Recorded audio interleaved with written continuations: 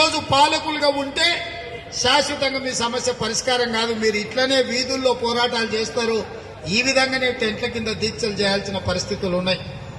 మీ సమస్యకు పరిష్కారం ఈ ప్రభుత్వం పోవడమే, చంద్రశేఖరరావు గద్దె దిగడమే.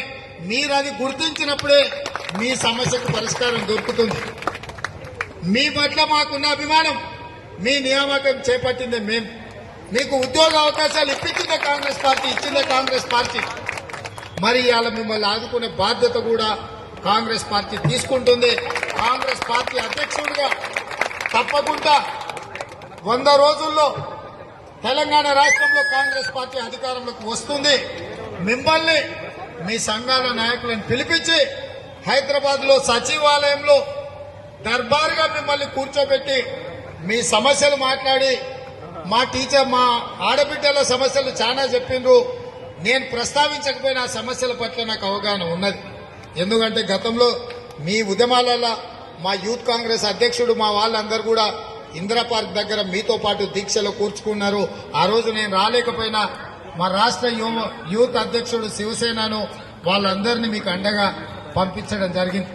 ఈ సమస్య పట్ల మీరు లేవనెత్తుతున్న అంశాల పట్ల నాకు సంపూర్ణమైన అవగాహన ఉన్నది. ఇవి పరిష్కరించలేనంత జటిలమైన సమస్యలు కూడా రావు. ఇవాళ ప్రభుత్వం అనుకుంటే ఒక గంటల మీ సమస్యలు పరిష్కారం అవుతాయి. మిమ్మల్ని కూర్చోబెట్టి మాట్లాడితే పరిష్కరించగలిగిన సమస్యలు అనుకుంటే అక్కడనే మిమ్మల్ని కూర్చోబెట్టి మీరు ఛాయ్ తాగే లోపల జీవో ఇచ్చి మిమ్మల్ని పంపించవచ్చు. మీ ముఖాలలో సంతోషం చూడొచ్చు. కానీ చంద్రశేఖరరావు ప్రాధాన్యత అది కాదు. విద్యను ప్రైవేటైజ్ చేయడమే, ప్రైవేటు వ్యక్తుల్లో విద్యను వ్యాపారం చేయడమే.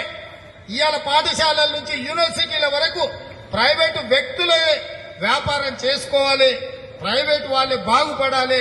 ప్రభుత్వ విద్యను మొత్తం విధ్వంసం చెయ్యాలి, పేదలకు విద్యను దూరం చెయ్యాలి. పేదోళ్ళ పిల్లలు చేపలు పట్టుకోవడమో, గొర్రెలు పెంచుకోవడమో, లేకపోతే ఇతర వ్యాపకాలు, దళితులైతే చెప్పులు కుట్టుకోవడమో ఇలాంటివే చేసుకోవాలనే కేసీఆర్ ఇవాళ మీ సమస్యలు పరిష్కరించకుండా ఇవాళ మొత్తం విద్యను కంప్లీట్ గా నిర్వీర్యం చేసే పరిస్థితి వచ్చింది. రైట్ టు ఎడ్యుకేషన్ యాక్ట్ తీసుకొచ్చి ఈ దేశంలో పుట్టిన ప్రతి వాడు విద్యగా ప్రాథమిక హక్కుగా మార్చి అది ప్రభుత్వం బాధ్యత తీసుకోవాలని రైట్ టు ఎడ్యుకేషన్ యాక్ట్ తీసుకొచ్చింది కాంగ్రెస్ పార్టీ. ఇవాళ తెలంగాణ రాష్ట్రంలో అది అమలు జరగడం లేదు. రాష్ట్ర ప్రభుత్వాలు అమలు చేయాల్సిన రైట్ టు ఎడ్యుకేషన్ యాక్ట్ ఇవాళ తెలంగాణ రాష్ట్రంలో అమలు జరగడం లేదు. రైట్ టు ఎడ్యుకేషన్ యాక్ట్ అమలు చేసినప్పుడు మీ విద్యా వాలంటీర్స్ గాని, ఎస్ఎస్ఏ ఉద్యోగులు గాని వీళ్ళందరికీ ఉద్యోగ భద్రత ఉంటుంది. మీ సమస్యలకు పరిష్కారం దొరుకుతుంది.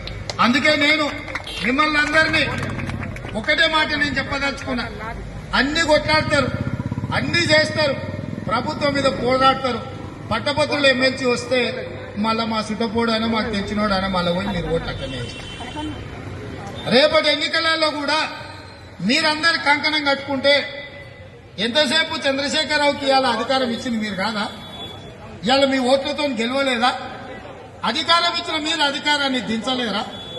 మీ బలం మీ చేతిలో మీరు అర్థం చేసుకుంటలేరు. మీకున్న బలం ఒక్కొక్కరు 25,000 కుటుంబాలు, మీరు ఒక్కొక్క కుటుంబం ఒక 10 కుటుంబాలను టార్గెట్ పెట్టుకుని బయటికి పోవాల్సిన అవసరం లేదు. పొద్దున ఒక అరగంట, సాయంత్రం ఒక అరగంట. మా అక్కలు ఈటీవీ మా టీవీలో సీరియల్ చూడకుండా ఒక్క అరగంట సాయంత్రం పొద్దున కష్టపడితే చంద్రశేఖరరావును గద్దె దించుడు పెద్ద సమస్య కాదు. నేను మళ్ళా కూడా చెప్తున్నా, ఈ దీక్షలు ధర్నాలు ఒకందుకు మీ సమస్య లేవనెత్తడానికి మంచిదే, కానీ ఇది కాదు మీ సమస్యకు శాశ్వత పరిష్కారం. పాలకులు గద్దె దిగాలి. పాలకులు గద్దె దిగాలంటే మీరు ఒక ఎక్స్ట్రా అవర్ పనిచేయాలి. మీరు ఎక్స్ట్రా అవర్ పనిచేసినప్పుడే ఈ రోజు ఈ ప్రభుత్వాన్ని గద్దె దించే అవకాశం ఉంది. మీ ఉద్యోగ భద్రత ఇవాళ జరిగే అవకాశం ఉంది. మీ ఉద్యోగాలు భద్రంగా ఉండాలి. మీకు ఉద్యోగ భద్రత ఉండాలి అంటే చంద్రశేఖరరావు ఉద్యోగం ఊడాలి. ఇక మీ సమస్య పరిష్కారం మీ చేతుల్లో ఉంది. మీ ఉద్యోగాలు పదిలంగా ఉండాలంటే చంద్రశేఖరరావు ఉద్యోగం ఊడాలి, ఆయన కొడుకు ఉద్యోగం ఊడగొట్టాలి. మీరు అది ఊడగొట్టండి.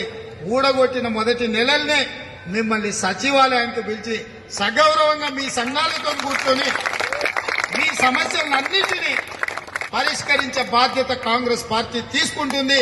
మీ నియామకాలు ఎట్లయితే చేపట్టినామో